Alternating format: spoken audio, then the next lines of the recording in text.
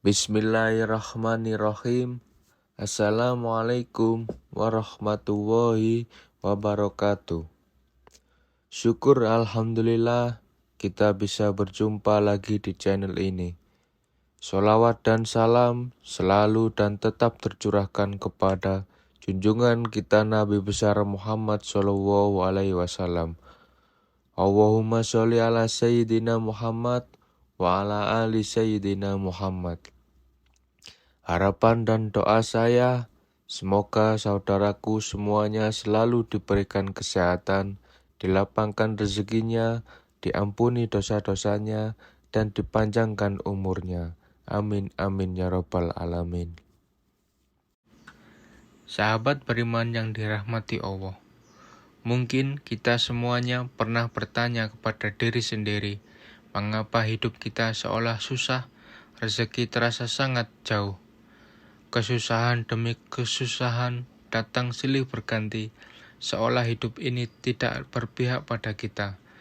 Sedangkan kalau kita memandang orang lain, seolah-olah hidupnya mudah, rezekinya terlihat lancar, hidupnya pun terlihat bahagia.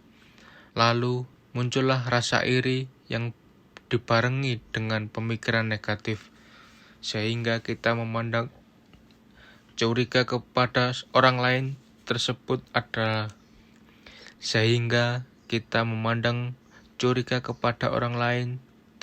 dengan beranggapan jangan-jangan uang yang dihasilkan dari hasil korupsi, jangan-jangan dia dapat uang dari hasil menipu orang lain, atau jangan-jangan dia malah bersekutu dengan jin pesugihan, dan masih banyak yang lain.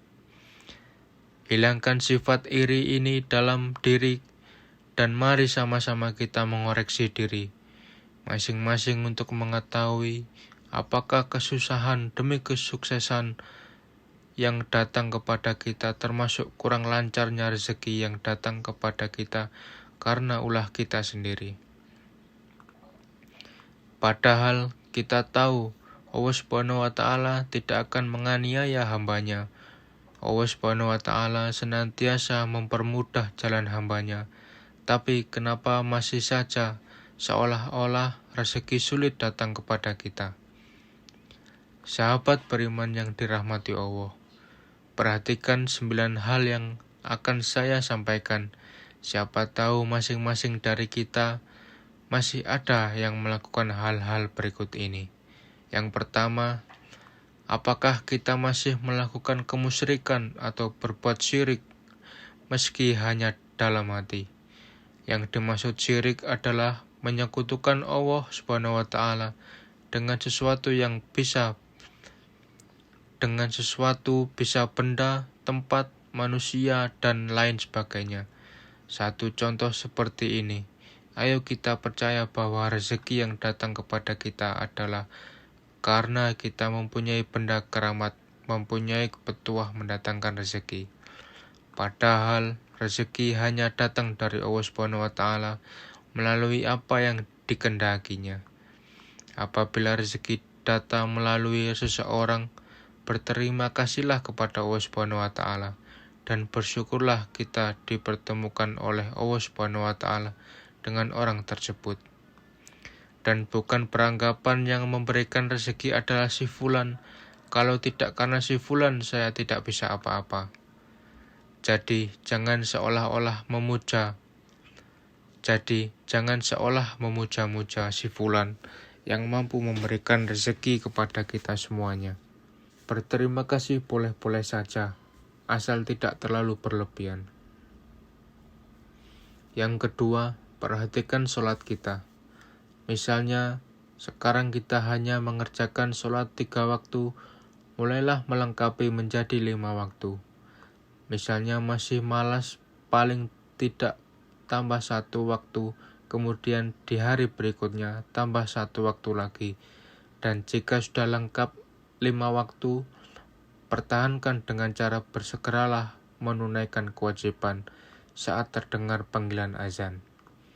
Hindari untuk menunda, karena disinilah awal sholat kita akan kembali seperti semula. Luangkan waktu yang hanya 10 menit untuk menunaikan ibadah sholat. karena waktu luang kita semuanya lebih panjang dibanding mengerjakan sholat yang hanya butuh waktu kurang lebih 10 menit saja.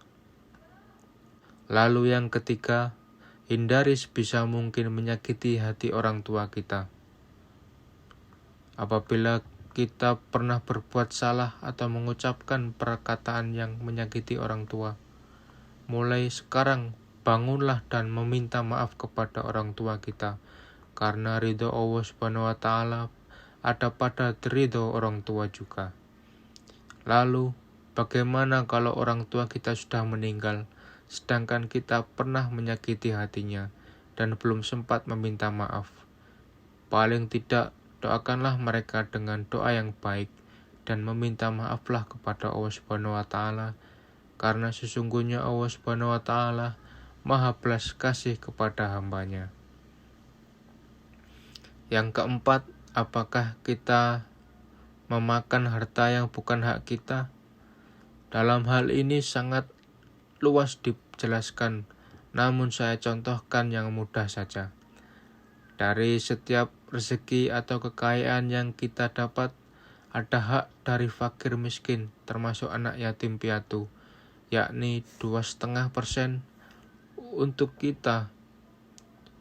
Untuk itu, kita sisihkan bagian yang memang menjadi hak mereka dari penghasilan kita, lalu berikan. Caranya bagaimana? Carilah anak yatim piatu, atau orang miskin di daerah kita tinggal dan berikan hak-hak mereka. Kita tidak perlu malu meski yang kita berikan hanya sedikit, karena berawal dari sedikit dengan niat yang tulus, itulah awal kita semuanya akan bertambah rezeki yang berlimpah oleh Allah Subhanahu wa Ta'ala, insya Allah. Yang kelima, berdagang dengan tidak jujur.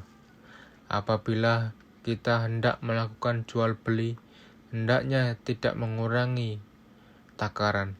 Bahkan kalau bisa, lebihkan sedikit takaran dan niatkan untuk bersedekah. Apabila jual beli barang, utarakan barang tersebut sesuai dengan kondisinya. Contoh misalnya jual beli HP bekas. Jika ada yang rusak, utarakan saja kekurangannya dan berikan dengan harga yang pantas. Ada yang bilang jujur akan hancur, tapi perlu diketahui, mungkin kita akan menerima lebih sedikit daripada yang tidak jujur, tapi yakinlah kita akan mendapat lebih besar di kemudian hari. Orang yang tidak jujur mungkin akan mendapatkan banyak di awal, akan tetapi setelahnya akan mendapatkan sedikit, karena perbuatan kurang jujur yang dilakukannya sendiri. Untuk itu, saran kepada kita semuanya, jika sifat ini masih ada pada kita semuanya, mulailah sedikit demi sedikit kita hilangkan, karena Allah Subhanahu wa Ta'ala Maha mengetahui apa yang kita lakukan. Yang keenam, apabila kita semuanya sudah berumah tangga, hindari untuk menyanyiakan atau menyakiti anak maupun pasangan hidupnya. Apabila kita merasa kesal dengan kelakuan anak atau pasangan, kalau bisa cobalah untuk mengoreksi diri dulu, kenapa pasangan atau anak kita belum mampu seperti yang kita inginkan. Lalu diskusikan bersama dan temukan akar permasalahannya. Apabila masih belum menemukan titik terang, berdoalah dan serahkan semua masalah kepada Allah Subhanahu wa Ta'ala untuk mencarikan cara yang terbaik. Sambil tetap usaha, insya Allah kita semuanya akan ditunjukkan jalan yang terbaik untuk mengurangi masalah, karena sesungguhnya Allah Subhanahu wa Ta'ala adalah sebaik-baiknya pemberi solusi. Bagi yang belum berumah tangga, ini bisa menjadi pelajaran untuk mendapatkan pasangan yang baik nantinya. Yang ketujuh, berbohong. Mungkin benar saudaraku, berbohong demi kebaikan, tapi perlu diingat, kebaikan yang dimaksud adalah kebaikan untuk siapa Apabila kebaikan untuk diri sendiri atau orang lain secara sepihak serasa itu kurang sesuai. Kenapa? Karena bisa dirugikan orang lain yang kita bohongi, dan sifat seperti itu membuat kita jauh dari rezeki Allah Subhanahu wa Ta'ala. Cara menghilangkan sifat berbohong tidaklah mudah, seperti membalikkan telapak tangan. Akan tetapi, bisa kita kurangi sedikit demi sedikit kebiasaan tersebut dan mulailah tanamkan dalam diri kita sifat yang jujur. Meski di awal terasa sangat berat, akan tetapi insya Allah kedepannya hidup kita semuanya akan jauh lebih tenang dan lebih nyaman. Bagi saudaraku yang mendengarkan video ini, bukalah hati dan pikiran saudaraku semuanya.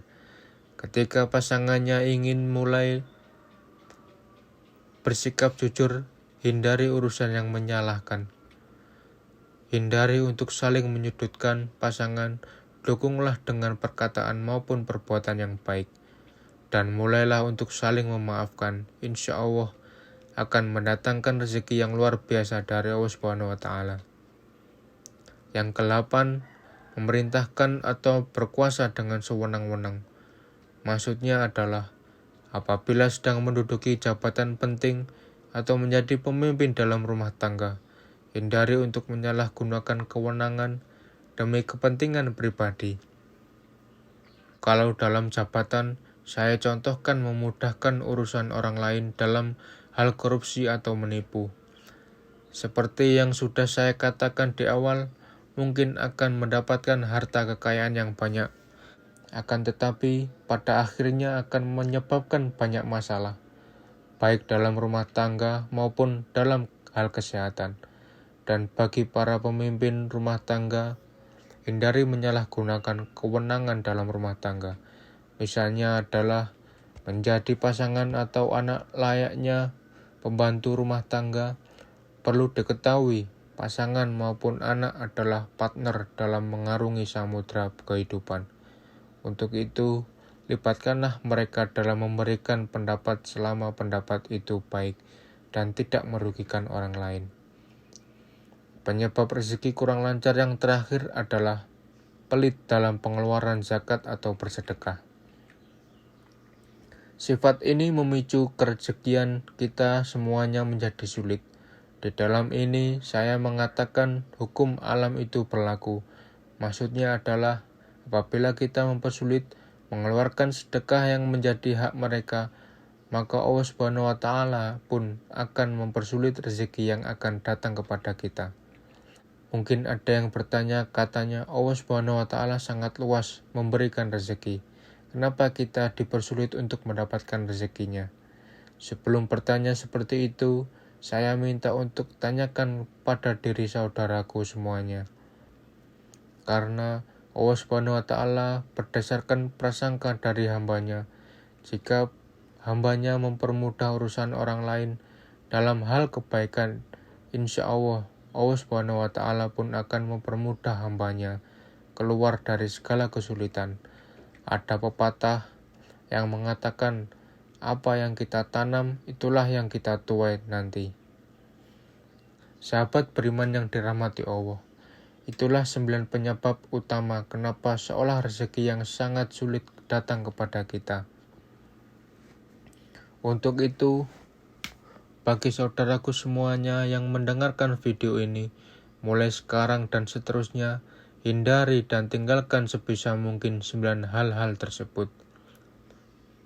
Dan mulailah menanamkan kebaikan untuk menuai kebaikan pula. Wallahu a'lam bishawab. Demikian yang bisa saya bagikan, semoga bermanfaat untuk kita semua. Wassalamualaikum warahmatullahi wabarakatuh.